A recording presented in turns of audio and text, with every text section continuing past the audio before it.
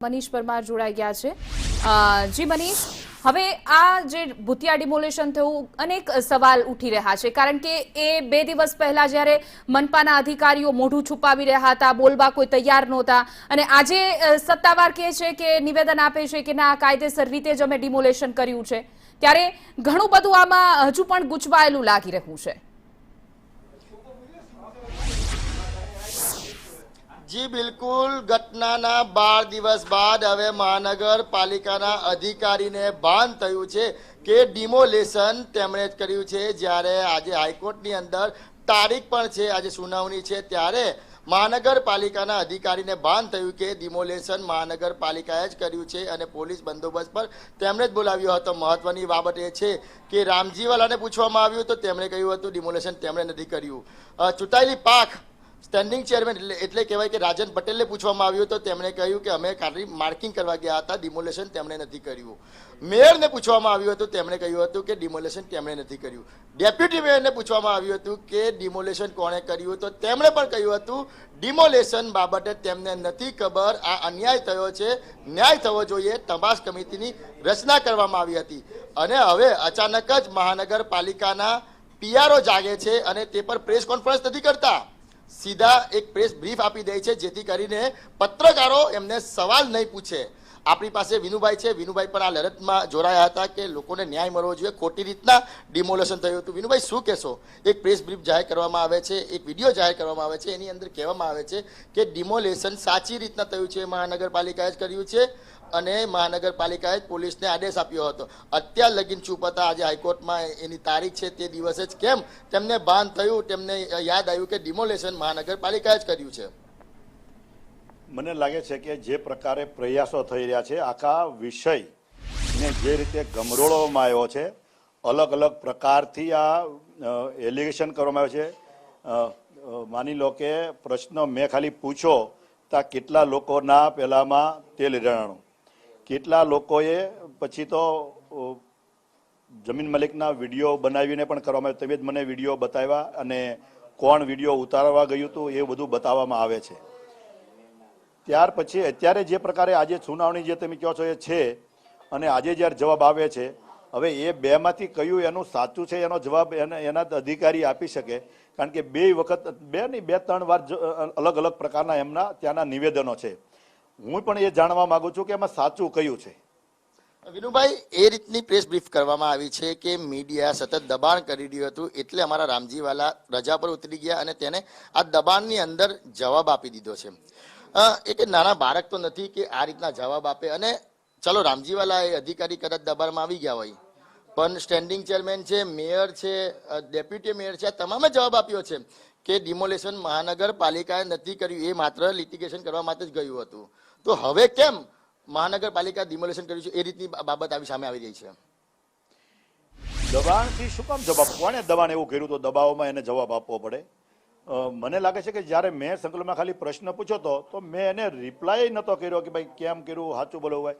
મેં પૂછ્યું, સહજ રીતે પૂછ્યું હતું કે આ ડિમોલેશન કોણે કર્યું। મને મીડિયાવાળા પૂછતા હતા તમને ખબર નથી, એટલે મને જ્યારે મીડિયાવાળાએ પૂછ્યું હતું પહેલાં, એટલે મેં પૂછ્યું કે આ ડિમોલેશન કોણે કર્યું છે ને આપણે જગ્યા કોની હતી, આપણી હતી કોની હતી? તો મને જવાબ આપવામાં આવ્યો કે ભાઈ એ ડિમોલેશન આપણે કર્યું નથી, ફક્ત ને ફક્ત માર્કિંગ કરવા માટે જતા, એટલો મને જવાબ મળ્યો હતો।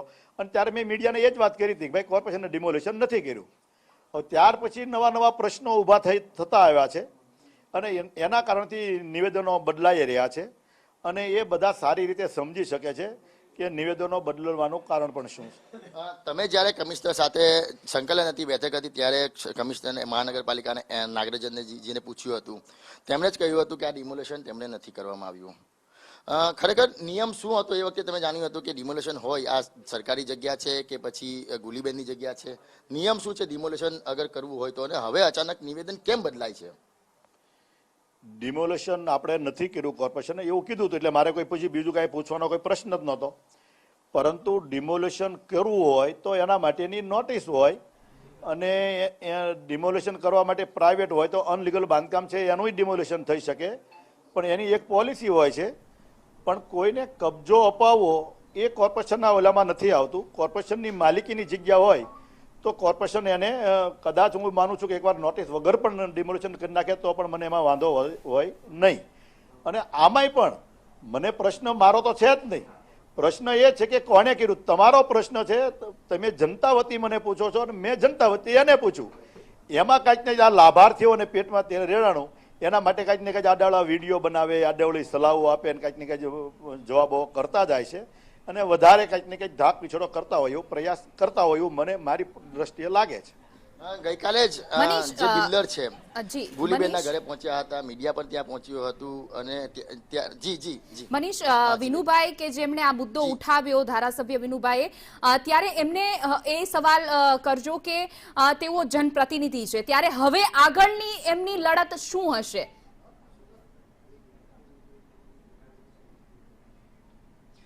વિનુભાઈ, એક મોટો સવાલ છે કે મહાનગરપાલિકા 12 દિવસ બાદ જાગ્યું છે.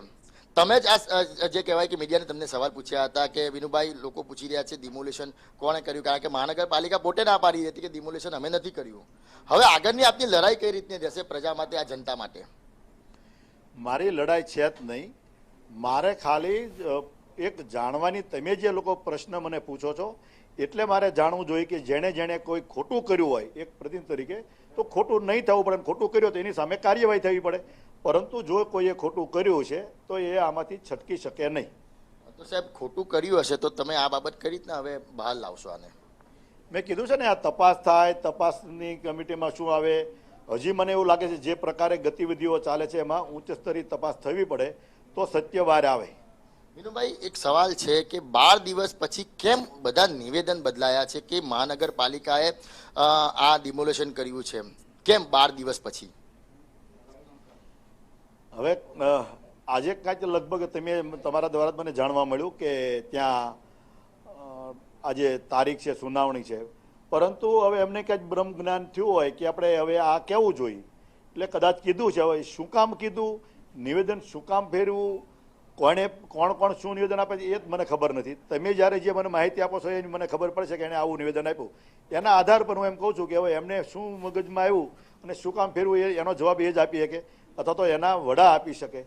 બિલકુલ. તો 12 દિવસ પછી મહાનગરપાલિકાએ હવે ખુલાસો કર્યો છે, પોતાનું મૌન તોડ્યું છે. મૌન પર કઈ રીતના તોડ્યું છે? પ્રેસ કોન્ફરન્સ કરી નથી મૌન તોડ્યું. મીડિયા જ્યારે વારંવાર સવાલ પૂછતી હતી તે દરમિયાન તેમણે કોઈ પણ પ્રકારનો જવાબ નથી આપ્યો અને એમ જ કહ્યું છે, એક જ રતન રટ્યું હતું કે મહાનગરપાલિકાએ ડિમોલેશન નથી કર્યું. હવે મહાનગરપાલિકા તરફથી ઓફિશિયલી એક નિવેદન આપવામાં આવે છે, મીડિયા વગેરે આપવામાં આવે છે અને તમામ બાબત અંદર રજૂ કરવામાં આવે છે કે મહાનગરપાલિકાએ ડિમોલેશન કર્યું છે અને ઓફિશિયલી રીતે કર્યું છે. ત્યારે હવે જોયું આગામી દિવસોમાં આમાં શું ખુલાસો થાય છે. જી